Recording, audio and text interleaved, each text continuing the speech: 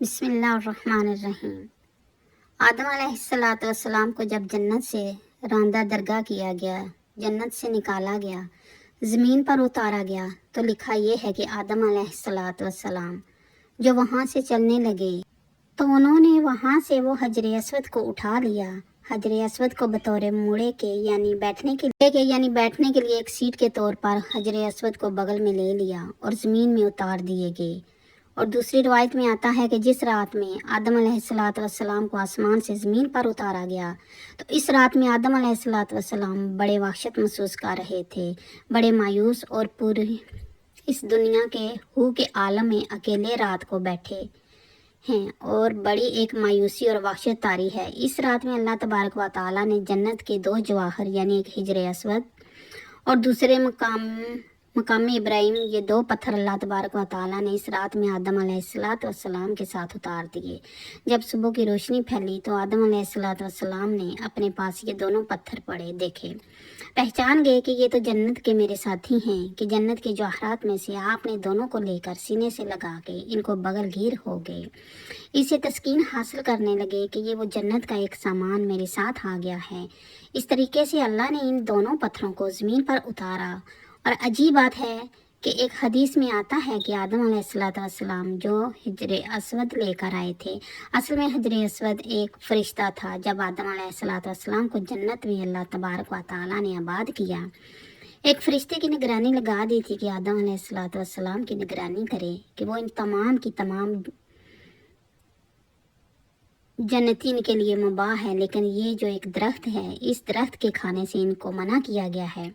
تو تم اس کی نگرانی کرتے رہو کہیں آدم علیہ السلام اس درخت کا پھل نہ کھائیں۔ چنانچہ یہ فرشتہ جو ہے وہ آدم علیہ السلام کی نگرانی کرتا رہا، تو آدم علیہ السلام بھی محتاط رہے اور جنت کے اندر وقت گزرتا رہا۔ جب اللہ تبارک و تعالیٰ کو تکوینی طور پر منظور تھا کہ آدم علیہ السلام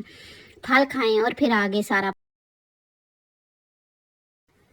سارا جو ہوا تو یہ تکوینی نظام ہے، اللہ کے ہاں یہ ہونا تھا، یہ مقدر تھا۔ تو اللہ تبارک و تعالیٰ نے آدم علیہ السلام سے اس فرشتے کو اوجھل کر دیا، یعنی آدم علیہ السلام کو فرشتہ دائیں بائیں کہیں نظر نہیں آیا۔ تو جب یہ آدم علیہ السلام کو پھل کھانے کا موقع آیا تو انہوں نے آگے بڑھ کے اس پھل کو کھا لیا۔ جیسے ہی پھل کھایا تو اللہ تبارک و تعالیٰ کے ہاں ظاہر ہے کہ ایک خاص قسم کا غضب نازل ہوا کہ یہ تمہیں منع کیا گیا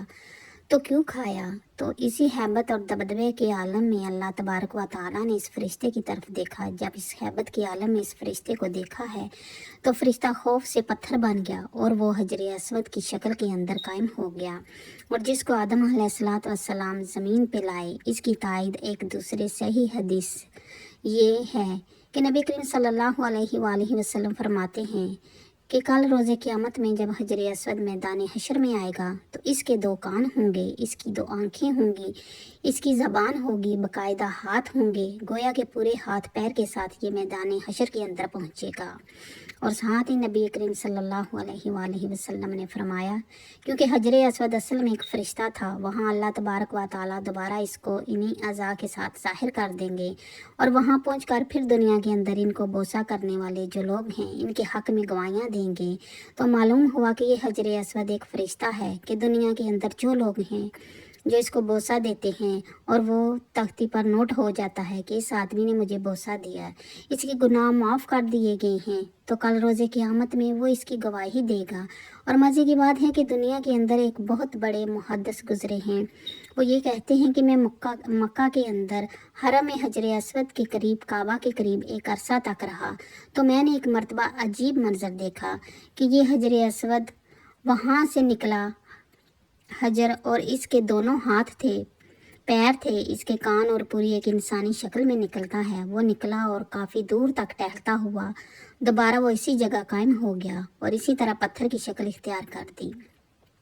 اس روایت سے تائید ہوگی ہے کہ جو اس بہت بڑے محدث نے یہ نظارہ دیکھا تو معلوم ہوا ہے، حدیث میں آتا ہے کہ جب حجر اسود کو کوئی حج یا عمرہ کرنے والا بوسہ دیتا ہے تو حقیقت میں وہ اللہ سے مصافحہ کرتا ہے، اللہ سے سلام کرتا ہے، تو سلام کرنے کے نتیجے میں اللہ تبارک و تعالیٰ اس کے سارے گناہوں کو معاف کر دیتے ہیں، جیسے خود ایمان والے جب آپس میں ایک دوسرے سے مصافحہ کرتے ہیں۔ حدیث میں آتا ہے کہ ان دونوں کے الگ ہونے سے پہلے، ان کے مصافحے الگ ہونے سے پہلے اللہ گناہ معاف کر دیتے ہیں۔ تو وہاں حجر اسود کو مصافحہ گویا کہ اللہ سے مصافحہ ہے، تو اللہ سے مصافحہ اور گناہ معاف نہ ہوں یہ کیسے ہو سکتا ہے؟ اسی اللہ تبارک و تعالیٰ گناہوں کو معاف کر دیتے ہیں۔ تو یہ حجر اسود یہ وہ فرشتہ ہے کہ جو ہر بوسہ دینے والے کی تفصیلات کو نوٹ کر لیتا ہے۔ تو اللہ سے دعا ہے کہ اللہ تبارک و تعالیٰ ہمیں حجر اسود کا سلام اور اس کا بوسہ لینے کی سعادت نصیب فرمائے، آمین۔ لیکن اس میں شریعت کا مسئلہ لکھا ہے کہ اس کے لیے آپ کسی دوسرے کو تکلیف دے کر اس کا بوسہ نہ لیں۔ تکلیف دے کر بوسہ لیں گے تو ظاہر ہے بوسہ لینا ایک مستحب عمل ہے، لیکن تکلیف دینا حرام ہے۔ حرام کام کر کے ایک مستحب حاصل کریں گے، اللہ تبارک و تعالیٰ کے آگے اس کی کوئی قیمت نہیں۔